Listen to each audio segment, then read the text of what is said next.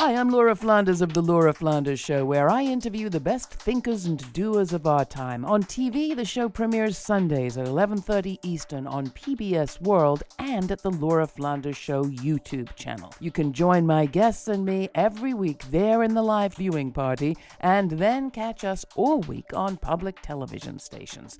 Prefer to listen? Find us on a radio station near you or subscribe to the free podcast. You'll find listings and ways to subscribe at lauraflanders.org. That's also where you'll receive my regular commentaries. I call them the F word. Here's this week's. Can a racist coup happen in America? I found myself asking that question as I walked around Wilmington, North Carolina, and hearing the answer loud and clear.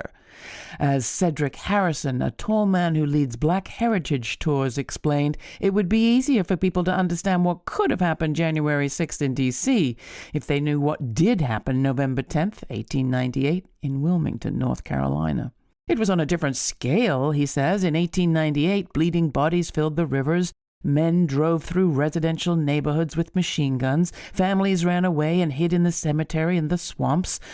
But a lot of folks will go about their days denying that things like this ever happened, he says.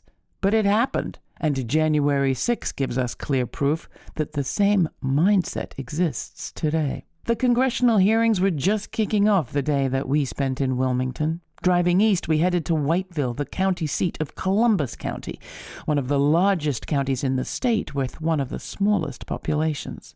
There, a sheriff who once described himself as an oath keeper was elected in 2018 by just 37 votes in a contested election and went on to acquire $3.8 million in decommissioned military hardware from Donald Trump's Department of Defense through a federal government program. Now he has 2 helicopters, 2 mine-resistant vehicles, and riot shields. Why?